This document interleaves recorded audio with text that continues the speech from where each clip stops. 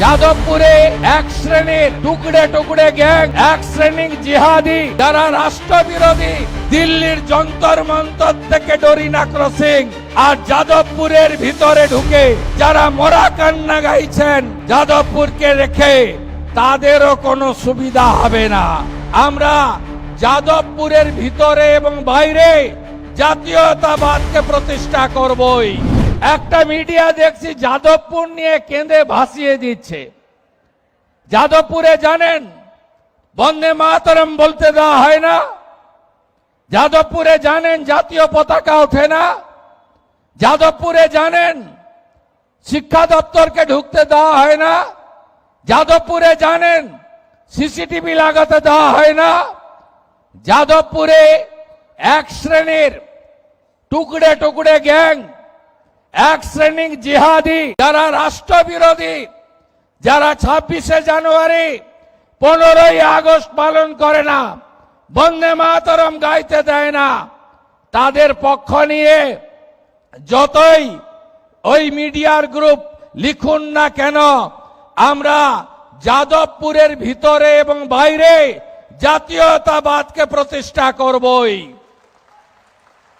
এই সরকার ডক্টর শ্যামাপ্রসাদ মুখার্জির স্বপ্ন নিয়ে এসেছে, তার স্বপ্নকে পূরণ করার জন্য এসেছে। এখানে রাষ্ট্রবাদ, এখানে ভারতীয় সংস্কৃতি, এখানে সনাতন সংস্কৃতি, এখানে বন্দে মাতরম, এখানে তেরঙ্গা জাতীয় পতাকা, এখানে জনগণ মন অধিনায়ক, এখানে ঋষি বঙ্কিমচন্দ্র, এখানে নেতাজি সুভাষ চন্দ্র বসু, এখানে রবীন্দ্রনাথ ঠাকুর, এদিকে মা কালী কালীঘাটের, ওদিকে দক্ষিণেশ্বর মন্দির, ওদিকে বাবাধাম তারকেশ্বর ধাম। এর সঙ্গে কোনো সমঝোতা আমরা করব না। 1,45,00,000 মা বোন দিদিকে টাকা দিয়েছি, জুনে 28 লক্ষ, অত তাড়াতাড়ি তালিকা ঠিক করা যায়নি। জুলাইতে 1,19,00,000, এ মাসে 1,45,00,000। এটাও কথা দিয়ে গেলাম, যারা এই সামান্য অল্প ভাতার উপরে নির্ভর করেন বা প্রকৃত পাওয়ার হকদার, আরো যদি 20-30 লক্ষ লাগে আমি সেটা দেওয়ার ব্যবস্থা করব। কিন্তু ধমক চমক দিয়ে, রিল বানিয়ে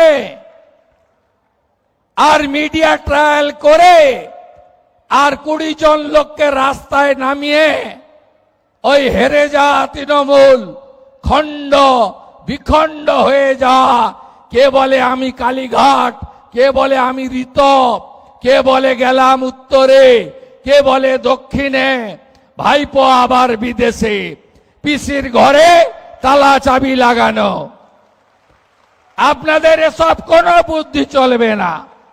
আর হঠাৎ করে জামানত জব্দ হওয়া পার্টি লালবাবুরা, যারা দিল্লির যন্তর মন্তর থেকে ডরিনা ক্রসিং আর যাদবপুরের ভিতরে ঢুকে যারা মরা কান্না গাইছেন, যাদবপুরকে রেখে তাদেরও কোনো সুবিধা হবে না। শুধু দেখতে থাকুন। আমি অনেক কঠোর কঠিন লড়াইয়ের মধ্য দিয়ে এই জায়গায় এসেছি। সিপিএম এর সূর্য যখন মধ্য গগনে, যখন 235 আসন, তখন আমি সিপিএম এর ছোট মুখ্যমন্ত্রী লক্ষণ শেঠকে তার বাড়িতে দাঁড়িয়ে হারিয়েছি 1,73,000 ভোটে। আবার তৃণমূলের মালিক, তিনি অপরাজেয় নাকি, আমাকে হারাতে গেলেন গঙ্গা পেরিয়ে মেদিনীপুরে, আমি তাকে হারিয়ে টাটা বাই বাই ফিরে যাও ওপারে পাঠিয়েছি। 21-এ চ্যালেঞ্জ করেছিল আমাকে যে তোকে হারাবো নন্দীগ্রামে, আর 26-এ আমি চ্যালেঞ্জ নিলাম আপনাকে হারাবো আপনার বাড়িতে দাঁড়িয়ে। 15,105 ভোটে আপনারা জিতিয়েছেন। ভবানীপুর হবে আদর্শ বিধানসভা। আরো ভালো ভালো খবর দেখতে সাবস্ক্রাইব করুন বাংলা হান্টের ইউটিউব চ্যানেল। বাংলা হান্টের আরো খবর দেখতে নজর রাখুন। বাংলা খবর মানেই বাংলা হান্ট।